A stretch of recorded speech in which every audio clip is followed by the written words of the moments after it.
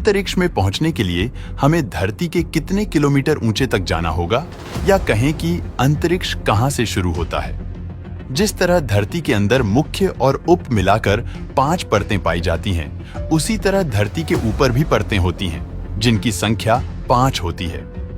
हालांकि धरती के ऊपर की परतें मुख्य रूप से ठोस या तरल न होकर धूल और गैसों से बनी होती है। इन परतों का नाम कुछ इस प्रकार है: ट्रोपोस्फियर, स्ट्रेटोस्फियर, मेसोस्फियर, थर्मोस्फियर और एक्सोस्फियर। इनके नाम आपको भले ही अटपटे लगे, लेकिन इनका काम सुनकर आपको बेहद खुशी होगी, क्योंकि इन्हीं की वजह से तो हम और आप जिंदा हैं। धरती से लेकर ऊपर 12 किलोमीटर तक के क्षेत्र को ट्रोपोस्फियर यानी क्षोभमंडल कहते हैं। ट्रोपोस का मतलब है बदलाव, और सच कहें तो यहाँ बदलाव ही बदलाव है। मौसम बदलता है, बादल बनते हैं, बारिश होती है, तूफान उठते हैं, और कभी कभी इंद्रधनुष भी यहीं से झांकता है। यही वह परत है जहां बादल तैरते हैं और बारिश बरसती है। हवाओं की दिशा और स्पीड यहीं तय होती है, जिससे कभी तूफान आता है तो कभी ठंडी हवा। शुरुआत के 2 से 3 किलोमीटर तक आपको हवा सामान्य लगेगी, लेकिन ऊपर जाते जाते ऑक्सीजन कम होने लगेगी, जिससे आपकी सांसें भारी होंगी और बिना ऑक्सीजन सिलेंडर के ज्यादा देर रहना मुश्किल हो जाएगा। इस परत के 10 किलोमीटर की ऊंचाई पर ही सामान्यतया हवाई जहाज उड़ते हैं।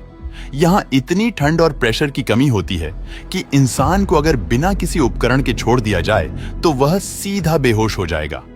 धरती की 90% गैसें जैसे ऑक्सीजन और नाइट्रोजन वगैरह इसी परत में कैद हैं। अगर ट्रोपोस्फियर नहीं होता तो धरती पर मौसम नहीं होता, न बारिश, न बादल, न तूफान जैसे बुध, और हमारे चांद के पास कोई ट्रोपोस्फियर परत नहीं है, इसीलिए तो वहां न बारिश होती है न ही कोई ऑक्सीजन होता है।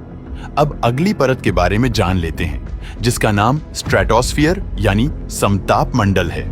यह परत 12 किलोमीटर से लेकर 50 किलोमीटर ऊपर तक फैली होती है। जैसे ही आप इसमें कदम रखते हैं, आपको एहसास होगा कि यहाँ का माहौल धरती से कितना अलग है। जहाँ ट्रोपोस्फियर में तूफान, बारिश और बिजली कड़कती है, वहीं स्ट्रेटोस्फियर में आकर सब कुछ शांत हो जाता है। यहाँ मौसम का कोई खेल नहीं होता। मतलब अगर आप यहाँ खड़े हैं तो नीचे के तूफानों को बस दूर से देखते रहेंगे। इस परत में हमारी ओजोन लेयर मौजूद है, जो सूरज से आने वाली खतरनाक अल्ट्रावायलेट किरणों को रोकती है। अगर यह ओजोन परत न होती तो धरती पर जीवन कभी भी सुरक्षित नहीं रह पाता।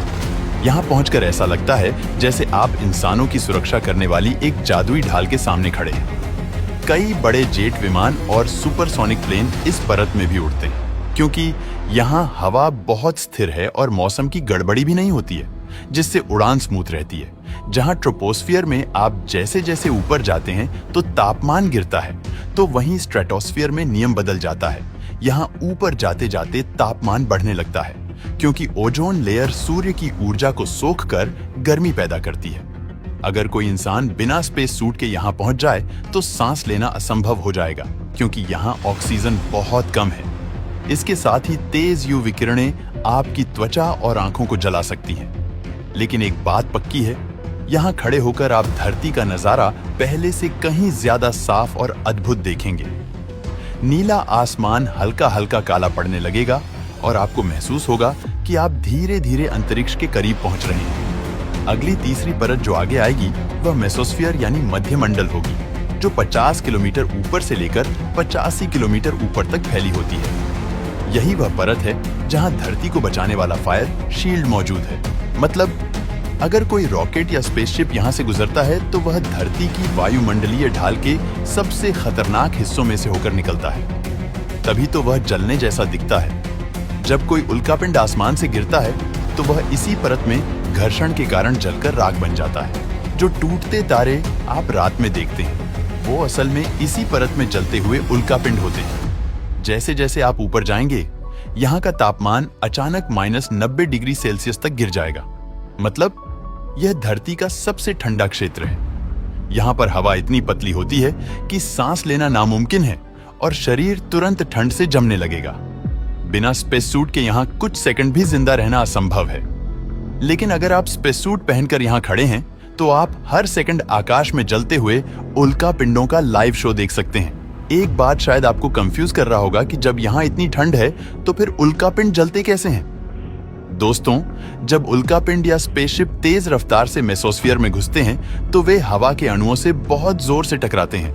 यह टकराहट इतनी तेज होती है कि इनमें घर्षण पैदा हो जाता है। यही घर्षण चीजों को जलाता है, ना कि मेसोस्फीयर की ठंडक या गर्मी, जैसे आप अपने हाथ को गर्म करने के लिए ठंड में रगड़ते हैं। बिल्कुल ऐसा ही और भी ऊपर जाने पर चौथी परत मिलती है, जिसका नाम थर्मोस्फीयर यानी तापमंडल है। यह परत 85 किलोमीटर से लेकर धरती के 600 किलोमीटर ऊपर तक फैली होती है। थर्मोस्फीयर वह जगह है जहां पृथ्वी और अंतरिक्ष एक दूसरे को हाथ मिलाते हैं। यहाँ गर्मी है लेकिन महसूस नहीं होती। यहाँ रोशनी है लेकिन अंधेरा भी है, और यहीं से शुरू होता है इंसान का असली अंतरिक्ष सफर।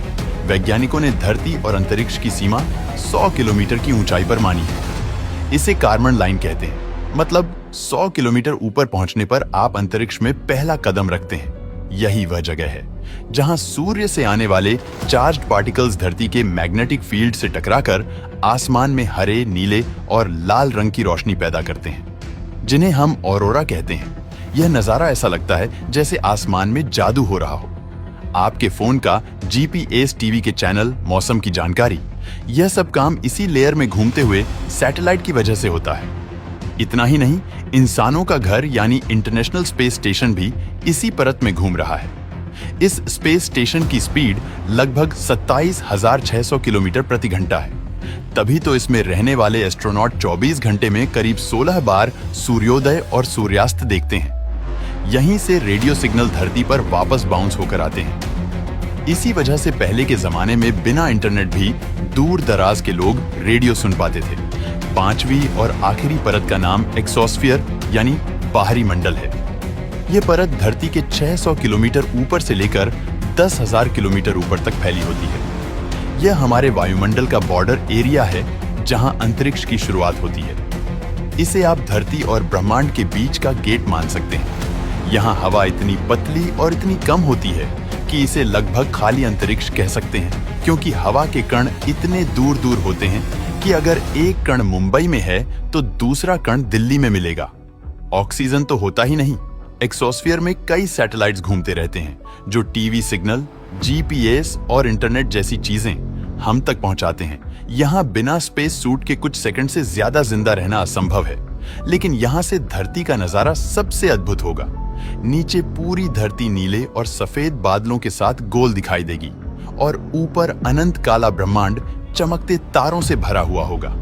आपको लगेगा कि वायुमंडल एक्सोस्फीयर पर खत्म हो गया, लेकिन नहीं, इसके ऊपर भी हाइड्रोजन गैस की बहुत पतली परत फैली होती है, जिसे जियोकोरोना कहते हैं। हालांकि इन्हें धरती के वायुमंडल की परतों में नहीं जोड़ा जाता है। खास बात यह है कि सूर्य की रोशनी इस हाइड्रोजन से टकराकर हल्की सी चमक पैदा करती है, जिससे धरती में एक ग्लो जैसा माहौल दिखता है।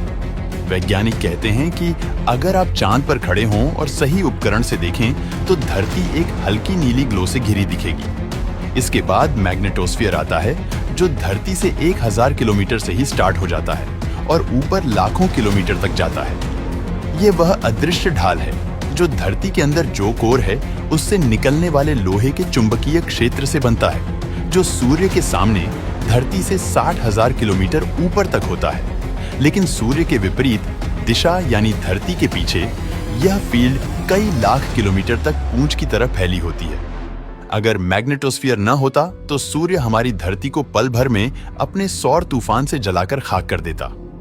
धरती और सूर्य की दूरी की बात की जाए तो लगभग 15 करोड़ किलोमीटर निकल कर आती है, यानी धरती के 100 किलोमीटर ऊपर से करोड़ों किलोमीटर में अंतरिक्ष ही फैला हुआ है।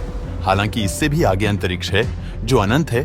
पृथ्वी का गुरुत्वाकर्षण बल वैसे काफी दूरी तक फैला हुआ है, लेकिन 15 लाख किलोमीटर तक की दूरी में जो भी उपग्रह और वस्तु होती है वह उसे अपनी ओर खींच लेती है। 15 लाख किलोमीटर के बाद सूर्य का गुरुत्वाकर्षण बल उस वस्तु पर लगना शुरू हो जाता है। लेकिन इन्हीं 15 लाख किलोमीटर के बीच में एक जगह ऐसा भी है जहां ना तो पृथ्वी का गुरुत्वाकर्षण बल काम करता है और ना ही सूर्य का। अगर इस जगह किसी चीज को ले जाकर रख दिया जाए तो वह न तो आगे बढ़ेगी और न ही हिलेगी। इसीलिए तो जेम्स वेब टेलीस्कोप को नासा ने 15 लाख किलोमीटर की इसी दूरी पर रखा हुआ है, ताकि हमें ब्रह्मांड की अच्छी से अच्छी तस्वीर मिल सके और हम ब्रह्मांड के बारे में बहुत कुछ जान सकें। दोस्तों, वीडियो पसंद आया हो तो लाइक और शेयर करें